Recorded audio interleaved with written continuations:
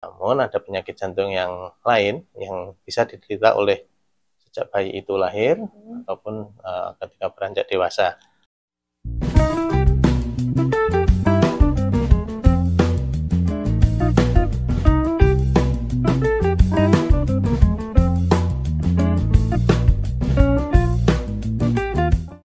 Selamat siang sahabat Hermina, kembali lagi dalam podcast Hermina. Hari ini bersama saya Dr. Yesika Fiona, dokter umum di Rumah Sakit Hermina Solo. Siang hari ini kita akan membahas sebuah topik tentang kesehatan jantung anak. Siang ini kita kedatangan seorang narasumber, yaitu Dr. Alfa Alvin Nursidik, spesialis jantung pembuluh darah, dokter subspesialis jantung pembuluh darah kardiologi pediatrik dan penyakit jantung bawaan konsultan. Selamat siang dokter. Selamat siang Dr. Jessica. Sehat ya dok kabarnya dok? Alhamdulillah sehat. Selamat siang Sobat Hermina. Selamat siang. Oke, kita langsung saja ya sahabat Hermina. Sudah ada beberapa pertanyaan yang masuk untuk topik siang ini ya dokter, tentang kesehatan jantung anak. Mungkin seperti yang sering kita tahu ya dok, jantung itu kebanyakan mungkin yang menderita itu orang yang sudah dewasa, orang yang sudah lanjut usia. Betul sekali. Mungkin pertanyaan yang pertama dokter, apakah anak-anak ataupun remaja itu bisa untuk mendapatkan penyakit jantung? Mungkin bisa sedikit dijelaskan ya dokter? Ya, untuk penyakit jantung sebetulnya yang paling banyak diketahui kan masalah koroner ya. Iya, dok. Nah, itu biasanya terjadi pada usia-usia dewasa bahkan lanjut. Namun ada penyakit jantung yang lain yang bisa diderita oleh sejak bayi itu lahir ataupun ketika beranjak dewasa. Untuk penyakit jantung yang diderita pada range usia anak dan remaja itu bisa dibagi menjadi dua. Penyakit jantung bawaan yang didapatkan dia lahir atau penyakit jantung yang didapat. Ini biasanya terkait dengan adanya suatu infeksi. Gitu. Berarti ada yang langsung didapat saat dia lahir, ada yang berjalannya usia, dia bisa dapat infeksi itu dan mungkin mengenai jantung gitu ya dokter ya. Mungkin bisa dijelaskan sedikit lagi dokter, untuk penyebabnya, infeksinya itu ada apa saja sih dok? Dari bakteri kah atau dari virus kah atau seperti apa? Kalau untuk yang penyakit jantung didapat ini biasanya akibat dari infeksi yang sering dan terjadi di Indonesia itu adalah infeksi dari bakteri Streptococcus beta hemolyticus. Nah itu nanti infeksinya biasanya menyerang ke saluran pernapasan.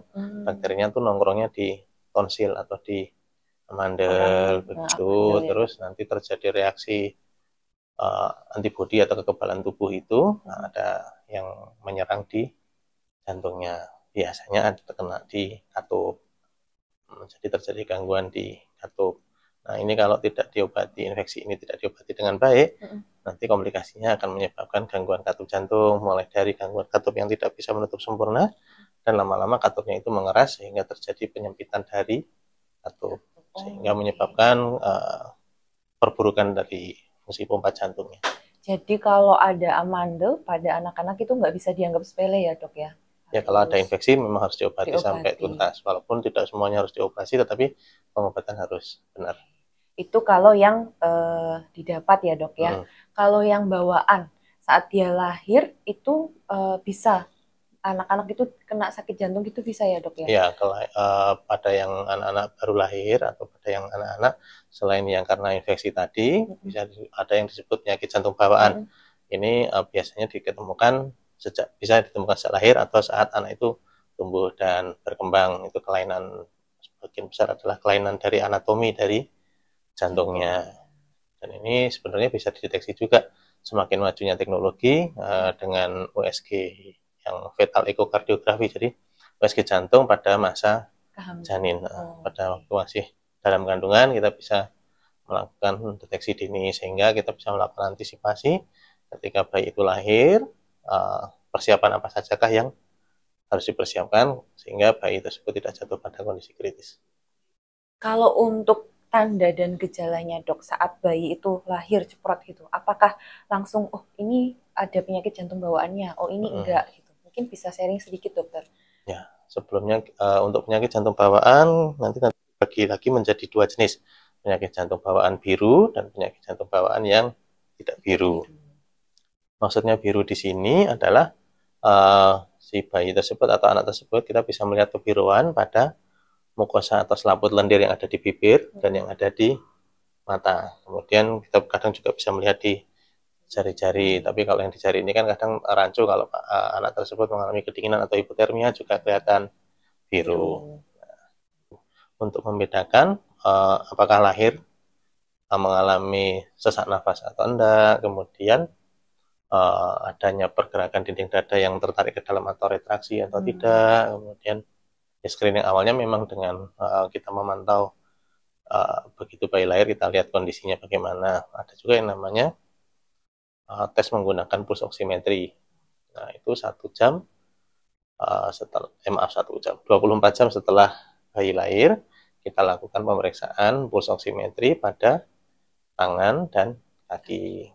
Kalau normal itu saturasinya di atas 95%. Nah, idealnya memang menggunakan analisis gas darah, tapi kan tidak semua layanan kesehatan memiliki analisis gas darah. Ya, kita menggunakan pulse oximetry untuk screening. Kalau di bawah 94%, nah kita jadi curiga ini ada suatu penyakit jantung bawaan biru. Sebaiknya kalau ada seperti itu, dilakukan konsultasi lebih lanjut dan bila perlu dilakukan USG jantung atau ekokardiografi untuk memastikan apakah ini ada masalah di jantungnya. Kalau selama ini Dokter Alvin menjadi dokter jantung, untuk penyakit jantung bawaan yang paling sering dijumpai apa ya dok ya? Kalau yang saat ini paling sering, yang selama ini kami jalani, memang yang paling sering adalah penyakit jantung bawaan yang tidak biru. Penyakit jantung bawaan yang tidak biru ini, waktu lahir mungkin tidak kelihatan gejalanya karena tidak menimbulkan kebiruan yang bisa kita lihat. Tetapi tanda-tandanya ketika anak ini tumbuh nanti akan mulai muncul. Pada penyakit jantung bawaan yang tidak biru, yang gambaran yang sering muncul adalah anak tersebut salah satunya adalah berat badannya yang susah naik. Kemudian batuk panas berulang. Batuk panas berulang ini bukan yang batuk pilek biasa yang dialami anak-anak pada umumnya, tapi dia lebih ke arah pneumonia. Jadi batuk, demam, dan kelihatan sesak. Itu setahun lebih dari 2 kali, itu sudah menjadi catatan. Kemudian pada masa bayi, kalau orang dewasa kan kita kenal yang mengalami dekompensasi eukordis itu kan kalau aktivitas udah lelah. Nah, kalau bayi bagaimana kita menilai aktivitasnya? Kita lihat apakah saat menyusu dia terputus-putus. Kan kalau bayi bisa menyusu 10 menit selesai kenyang. Nah, ini lagi menyusu sebentar, 2 menit, 3 menit, sudah terengah-engah, sudah cranky, nah, kemudian berkeringat, saat itu juga menjadi tanda. Atau anaknya digendong terus nggak mau turun-turun. Kan kalau orang dewasa ada lebih enak dengan posisi duduk. Nah, anak-anak si bayi itu enak juga dengan posisi digendong begini daripada ditidurkan. Kalau terlentang, dia lebih sesak. Kira-kira yang perlu diwaspadai ya dokter, mungkin sahabat Hermina juga sambil mendengarkan hal yang perlu diwaspadai saat tahu anak itu mungkin mulai seperti yang dokter jelaskan tadi, mulai rewel, kemudian nangis atau terengah-engah, apa yang harus dilakukan dok pertama kali?